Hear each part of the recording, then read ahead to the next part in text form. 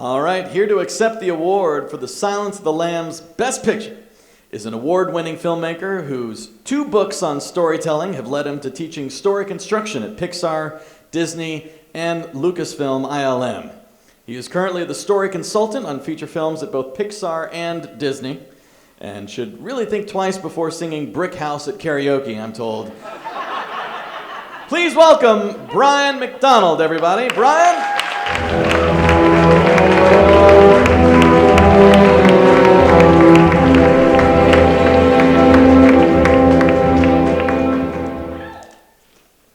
Do you want to sit down, Oscar?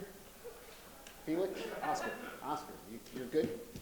I felt bad for you sitting there. Anyway, you're very cool to stand up there the whole time. Can we hear it for Oscar? Can we hear it for Oscar? The whole time. Bao stole my speech. Yes.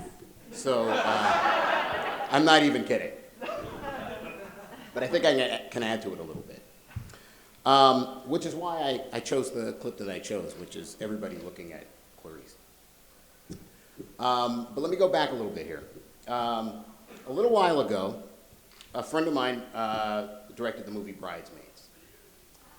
And so I watched this opening with some interest because it was my friend and I wanted him to do well and all of that.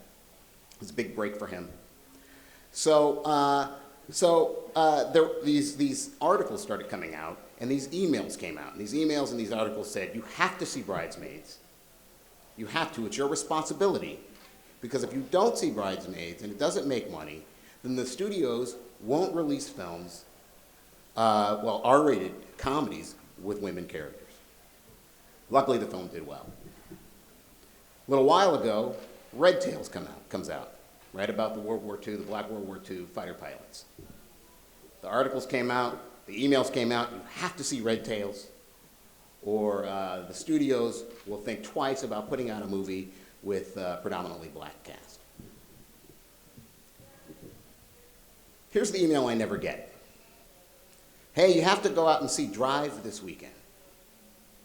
Because if Drive doesn't make money, the studio will think twice about releasing a film starring a handsome white lead. Why don't I get that email? I don't get that email because that's normal. What that says, there are a couple of things that says. I won't go into everything it says.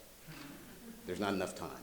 But one of the things it says is, we are not making enough films, telling enough stories about marginalized people, about minorities, ethnic minorities, religious minorities, sexual minorities. We're not telling those stories. Stories work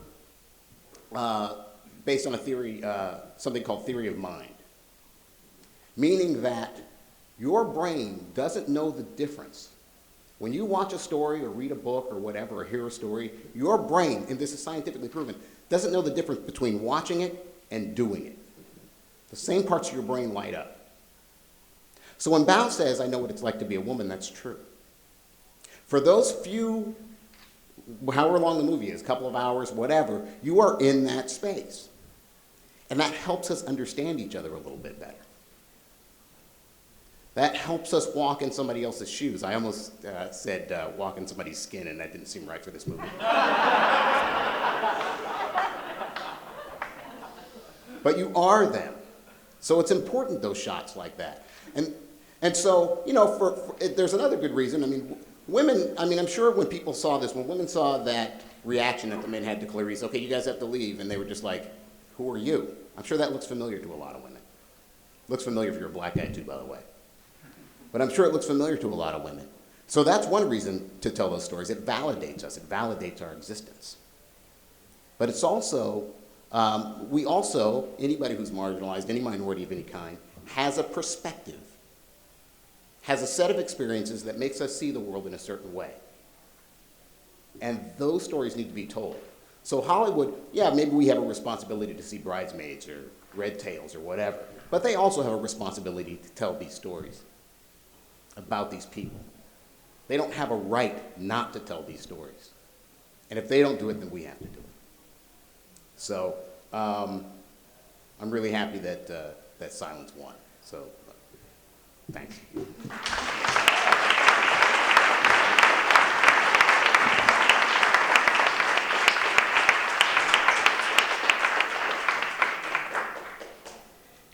I am told that there is a surprise.